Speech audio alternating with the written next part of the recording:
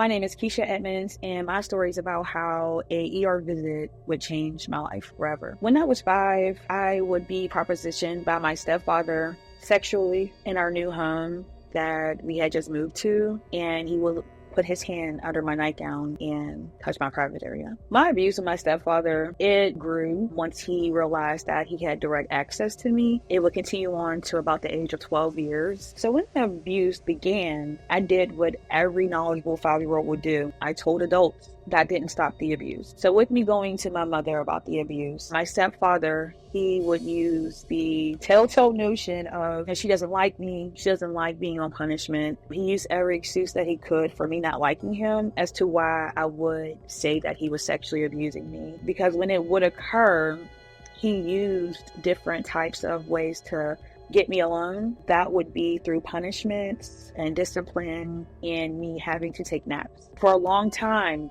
I felt shame because my body reacted. I would have an orgasm in these encounters with him. That made me feel like I was in agreement, like I was accepting what he was doing to me. And that affected me throughout my life for a long time. So when he was done, he would take the nearest washcloth and wipe me off.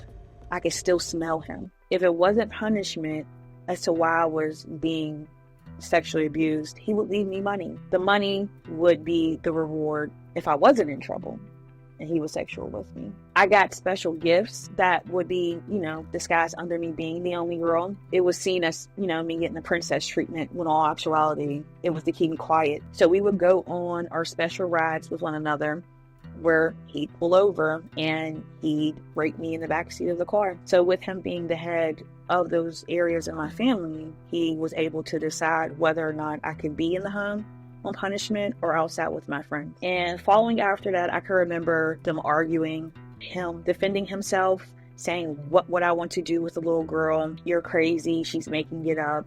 She just doesn't like me. She doesn't want me to be here anymore. I thought the abuse would have stopped and he would leave, but he ended up staying and he would continue to be there. Whenever he would come to my room, he was able to get to me whenever he really wanted to. There wasn't a real pattern about it. I now know as a child that he was doing hard drugs, such as, and I can remember smelling the liquor and beer on his breath. There would be signs of me knowing that it was going to occur from him finding a reason to place me on punishment, sending me to my room to take a nap, or just taking the opportunity whenever it would be me and him alone in the home. I felt so afraid because he was the father of the home and my younger brother's father. So it felt like I was tearing our family apart by telling my mother. I felt that she was going to do what they said all adults would do whenever they found out their child was being harmed by someone. And that was protect them and keep them away from them and to get rid of the problem. In my case, my mother would argue with my stepfather and, they would go back and forth and we'd hear it just like every other argument that they had. But this one was personal. Days would go by, weeks would go by. He'd return just like every other time. It made me feel like I wasn't important. It got to a point with my mother where in a way I became the other woman because her man was interested in being sexually active with her child. And I would hear her asking why me and what's like comparison as to why he would want to be with me and not with her. That was my mom, and I needed my mom at that time, and she wasn't there for me. As a child growing up, I was known to be very quiet, low self-esteem. I would look at the ground when I walked. I didn't like taking photos. It was like I didn't want to be seen in my childhood. And in the same token, I was a protector. I was looking over my friends from my stepfather and just in life general. I took on that role, just being that person because I didn't have that for myself. Also, I dressed as a tomboy because me exposing my developing breast and my curves and things of that nature would gain attention from males. And, with me getting that unwanted attention at home, it stirred me in the other direction. I would wear baggy clothes and play football with the boys and not too much of dressing up and being girly. I was in different after school activities and programs that was offered in my community. I went to the local library and would read as many books as I could. And I used my love for reading and knowledge as a way to escape what was going on at home.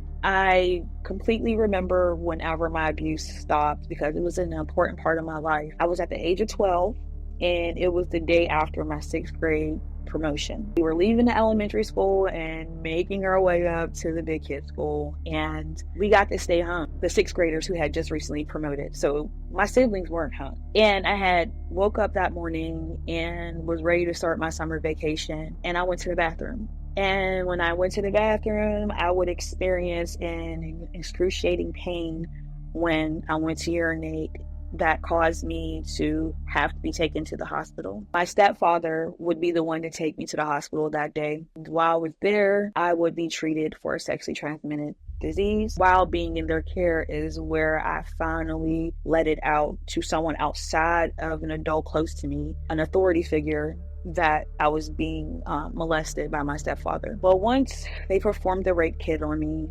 and proceeded to run a test and coming up with a diagnosis of herpes simplex 2, questions started to be raised about how does a 12-year-old girl come in here for sexually transmitted diseases when she's saying she's not being active. So once I confided in the nurses in that room, because my mother wasn't present until they allowed her back to see me, I could hear her screaming in the background of the hospital of wanting to see me or why. They would begin to send me home with her with my medication. I was sent to live with my grandma for the summer. And following that, I would meet with children, youth, and family services. I met with a caseworker and spoke with him. I was sent to therapy so we could discuss what was happening with me.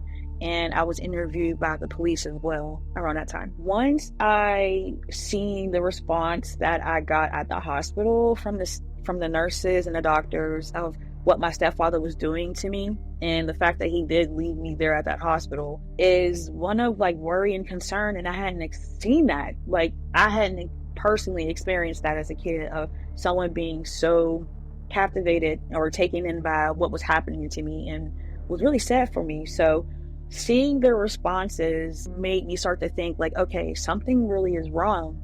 This isn't a good thing that's happening to me. But I just didn't understand why it kept happening to me, if that was the reason. So although I spoke to the police and the caseworker and the authorities knew about my abuse, my stepfather wouldn't be arrested for what he had done to me. If anything, he was invited back into my house. I took a walk with my mother and my younger brother, who is my stepfather's son. And she took a quick walk in our neighborhood. We didn't really have a vehicle, so we went on a walk, and she started to talk to me about my stepfather and my feelings about him, and did I think that he meant what he had done to me, and just trying to figure things out in regards to how I was feeling about him. But then we would go to this apartment, and I had never been there before, and in this alleyway, and when she had knocked on the door, my stepfather answered it. So at that point, I'm just really confused, because I thought he was gone, it would be over, but she brought me there so he can talk to me and apologize for what he had done to me, and basically promising that he wouldn't do it again. During the visit with my stepfather, my mother asked me if he could come back into the house. As a 12-year-old girl without her own father, and my younger brother being there, I took that big sister role, and I agreed for my stepfather to return home. From that moment, plus 22 years later, is exactly what that was. He was my stepfather. I had to live with him and treat him as such, because that's how our mother made us treat him. So Father's Day, he was getting a gift. His birthday, he was going to be acknowledged. My abuse, my trauma, my disease would never be spoken ever again. It was left for me to deal with on my own, and that's what I did for 22 years until I couldn't hold it in anymore. Throughout the time of me having to live with my mother and stepfather, at the age of 16, I would become a teen mom, and then I would have 3 sons by the age of 21. Once I was able to finally get myself out of that home dynamic and pray that nothing would happen to my children while I was there, I would end up in my own place, have another child. She would be 12 years younger than my youngest son. It was her birth that prompted me to really question the family dynamic that I was in. And there was this feeling of this inner child in me screaming when I found out I was actually having a daughter. And it made me look at myself differently. Instead of me trying to figure out like how I was going to take care of her, I was really afraid of the environment that I was bringing her into, the kind of woman I was for holding such information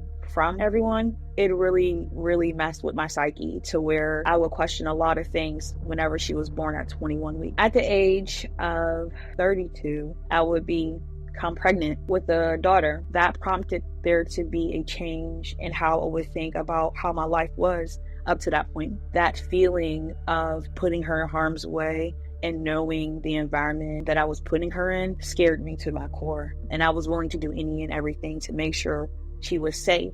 Those are feelings that I did not feel from my own mother. With Kaden being born so early, she wasn't able to go to daycare like regular babies. So we enlisted my mother as her caretaker under the restriction that it was only at my home. My daughter's father and I spoke with her and made this rule, this boundary, and she broke it. She would allow my stepfather to be in my home with my daughter, not permitted. And me seeing how she was willing to put my daughter in harm's way made me want to have to disconnect from them. And I fired her.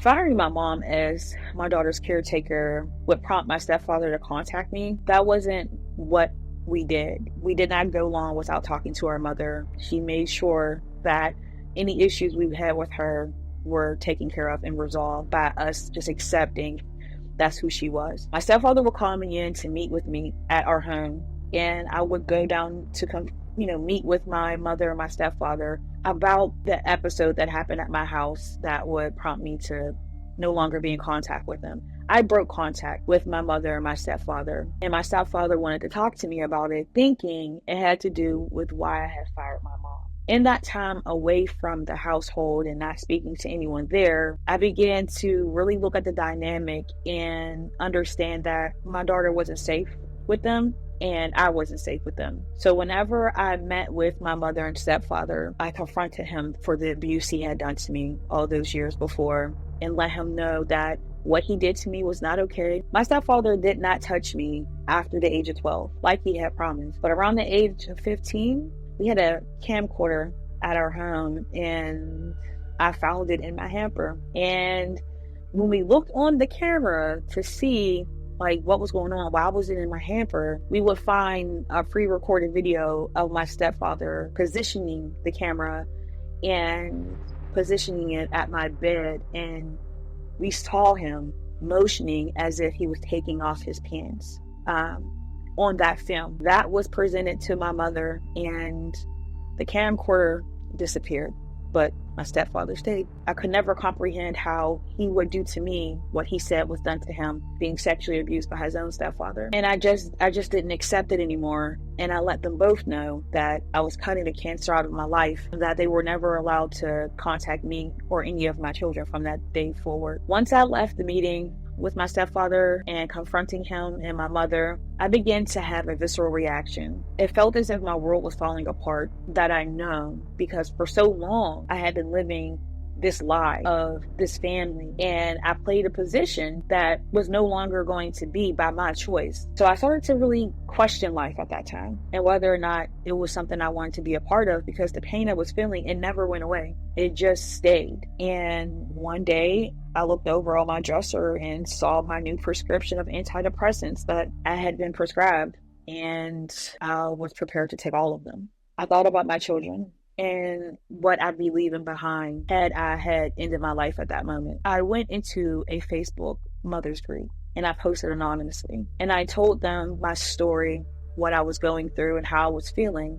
I got a lot of feedback and a lot of advice. They didn't know who was talking in regards to it being me, but they knew my story, and a lot of the women related, and a lot of them gave me resources to contact Pittsburgh Action Against Rape, which is PAR. I contacted them on their 24/7 online chat, and again would tell my story and just really look for guidance, because I was seeking therapy. And based off what they offered free trauma-based therapy to victims of sexual abuse. And that's what I went there for. But what I also learned in giving them my age at the time of my abuse and how long it lasted, I learned that the statute of limitations in Pennsylvania were extended, and that I could go after my stepfather if I chose to for the abuse that had occurred 22 years before. Seeing the opportunity in front of me, I was in conflict after learning that I could go after my stepfather all these years later for the abuse he had done to me, because I did just disown them and walked away from the family unit.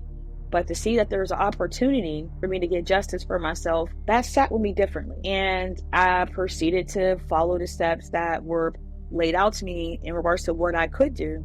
And PAR would give me an advocate to go with me to these different types of arraignments with the judicial process. So I began going after him criminally. I went to the station in the city where my abuse occurred and wrote my formal statement down on paper. And that would be September 11th of 2020. My case is something I haven't really heard of, but I would go in to file that formal statement in September. And then the following year in May, he would be leaving the courtroom in shackles off to prison. I would be so afraid during this time. It felt like I was 10 all over again. I'd have to tell my story to more authorities, which would be the detectives. We began my investigation by looking into my hospital records, looking into the records with the CYF, the Children Youth Family Services. There were some things that didn't come up. My medical records were lost due to going from written to digital. There really wasn't a record for me with CYF. However, they did find a file with my name and my case number on it around the time that my abuse was occurring. So I was able to have things in my time frame that I was able to remember that were great pieces to put against my stepfather in regards to the case we were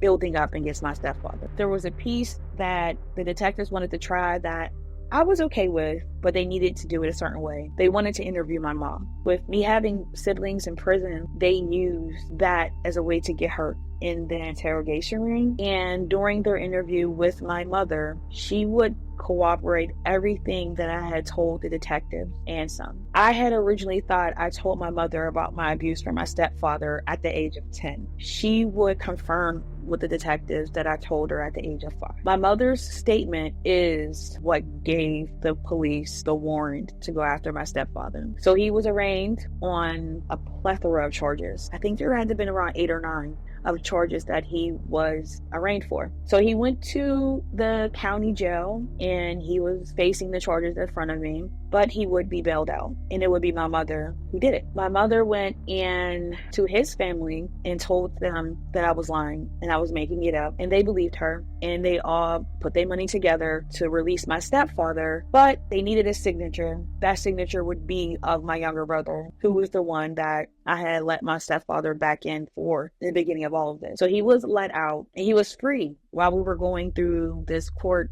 trial, going through my case. And I was extremely afraid. I would go and purchase a firearm. My local police knew of any calls of distress that would come from my address, what it was about. Everybody was put on high alert because I don't live too far from where my childhood home is and where my stepfather and mother resided. I was a bus ride away and a 10-minute drive away from them. So things were very scary for me at that time. I didn't know what to do. I was afraid for my children. They were teens and in high school and just living their lives, and they had to worry about running into their grandma or their granddad. I was prepared to go against my stepfather in the court of law. I was prepared for a jury to hear my story and to find him guilty. But for me, it was bigger than getting the opinion of others on what I knew to be true and what I knew for my stepfather to be true. So whenever we were propositioned for a plea, I accepted, because for me, it was him taking accountability for what he had done to me,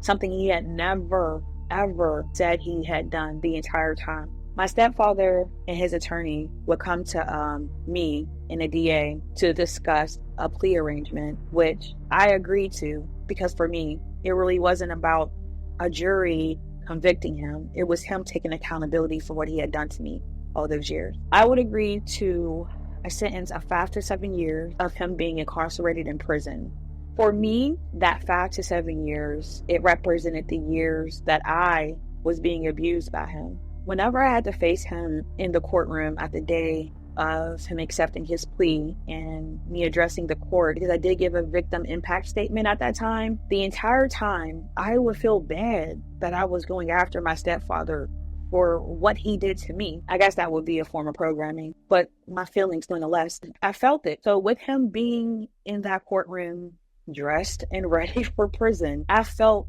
happy that I was able to do that for my younger self, because although I was in this adult woman's body, my younger self was inside and she was celebrating. Me going public and sharing my story with the world, for me at first, it was very scary. It was a part of myself that I had kept silent for so long and was met with people who did not believe me, who I thought would believe me. Going out in front of a camera and telling my story first to those who knew me, because I did go online and I had to confront my mother because she was going behind everyone's back and telling people not to support me whenever I did begin to speak out about the abuse about my stepfather. So when I decided to create my platform, Kisha's Legacy, I made it so where people who were like me, who experienced trauma like mine, can feel as if they are being heard, because your voice matters. And through my voice, I share the story of